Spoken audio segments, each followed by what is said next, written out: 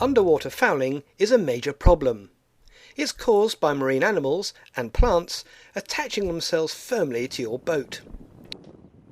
Seajet produce coatings which virtually eliminate this problem, providing they're applied correctly. Heavy fouling will reduce your sailing performance and increase your fuel consumption quite significantly.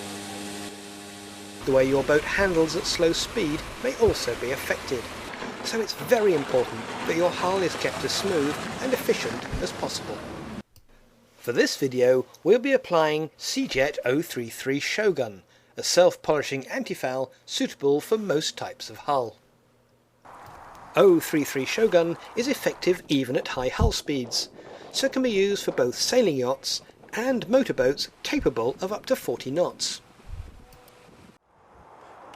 Antifouling can be a messy job and the products are toxic, so you'll need some old clothes, some coveralls, a hat and some goggles, and a generous supply of disposable gloves. Because rollers can splatter paint, a face mask is also a good idea. For the boat, you'll need a scraper with rounded edges for removing loose paint and barnacles.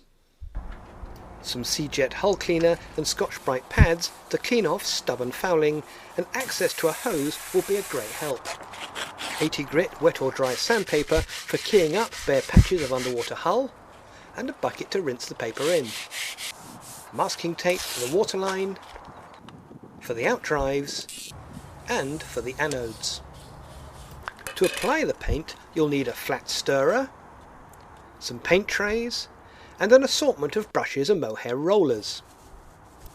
The amount of paint you'll need will depend on the manufacturer's recommendations. Seajet's 033 Shogun initially requires 2 full coats, which should last for 2 years.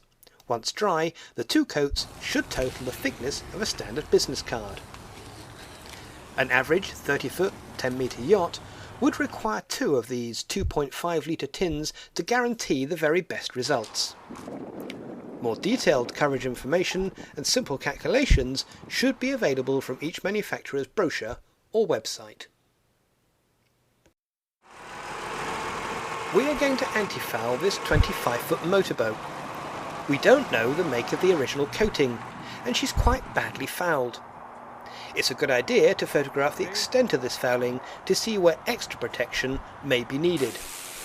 Once the fouling has been removed, and the quickest way is with an industrial pressure washer, we can then inspect the hull more closely. In some areas the paint has come away, revealing bare GRP, and we can also see that the waterline needs to be raised. If we had found any blisters under the paint, such as on this yacht, then this would need investigation. If you pot one, you can see stuff oozing out here. Oh yes. That was osmosis, which requires specialist intervention. If the antifouling is in a poor state and needs to be removed completely, it can be scraped off. But the easiest way is with slurry blasting, which also keys the surface. Never use a heat gun or a dry sander, as the dust and fumes are toxic. As is often the case, we were able to patch prime the exposed hull of our motorboat and overcoat the existing paint. The jet wash may not have removed all of the fouling. For our new paint to stick properly, we'll have to take off the remnants by hand, especially from the more awkward areas. Remove all traces of barnacles, as their chemical footprint attracts others. And pay special attention to the waterline, which picks up floating contaminants such as oil and diesel. A scrub with Seajet boat wash on an abrasive pad will quickly clean this off, especially if you leave the cleaner to soak for a bit before rinsing. The exposed patches will need to be sanded, and here's a tip for using a half sheet of wet or dry paper.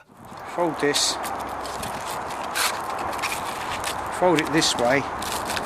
Locks together and doesn't slide when you do it by hand. Prior to patch priming, we need to do some preparation to this small area here. What we're doing is just sanding down, feathering in the edges, smooth surface, and at the same time we're keying these patches of bare gel coat in preparation for the surface being dry and priming. With the debris thoroughly rinsed off and any pools of water mopped up, the hull is left to dry.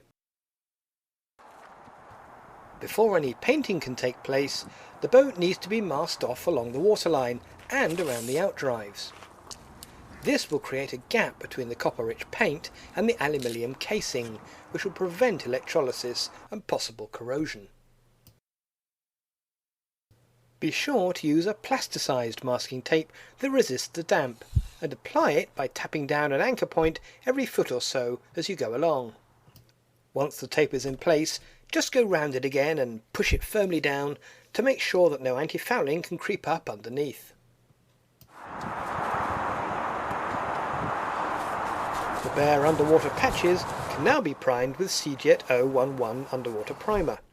When opening a full tin, always wear eye protection and cover the lid in case of a pressure build-up. There you go, there was a certain amount of pressure there already. We're open. Stir the paint well with a flat blade as the contents can settle. A quick wipe with an unloaded brush will prevent drips. And always replace the lid between pourings. We're ready. If necessary, a complete coat of this quick-drying primer can be used over suspect antifouling to guarantee adhesion. Before you start, put a plastic sheet down to protect the ground from spillage. Antifouling is best done in the late morning or early afternoon, and keep the paint at room temperature beforehand so it's easier to apply. As with the primer, open the lid carefully to avoid splashes. It's important to ensure that the antifouling is thoroughly stirred. There's a lot of additives and semi-solid biocides in antifouling, and it's important to make sure they're all evenly suspended in the product.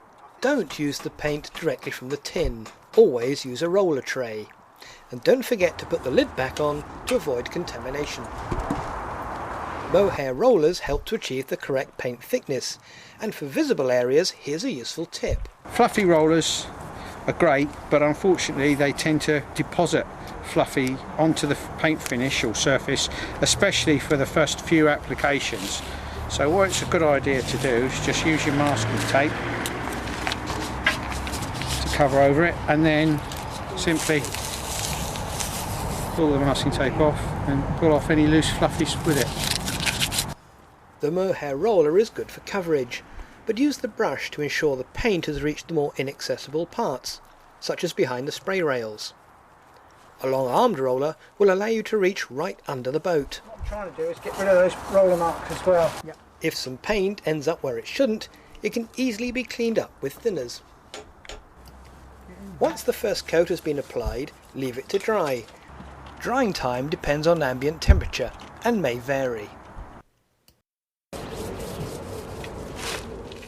With the masking tape still in place, simply go over the hull again with a second coat. Always be generous with the paint. With the costs of haul-out and jet washing, it's false economy to scrimp. Pay special attention to the waterline, and the leading and the trailing edges. If you have some paint left over, it's well worth beefing up these areas. We're about to put a third coat on the waterline because it's a high turbulent area and an area that picks up lots of grime. We're going to put the third coat on. We're going to leave it with this sun on here, probably about 5 minutes, and then we're going to take the tape off to get a nice sharp edge. Steady, even pull.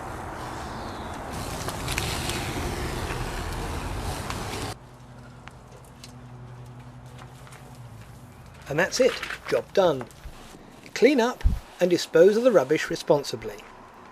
Seajet recommend that the boat is left for 1 day before relaunching, but no longer than 4 months. All our boat will need now is the annual haul-out and jet wash, and for maximum protection, 1 fresh coat of Shogun at the start of every season.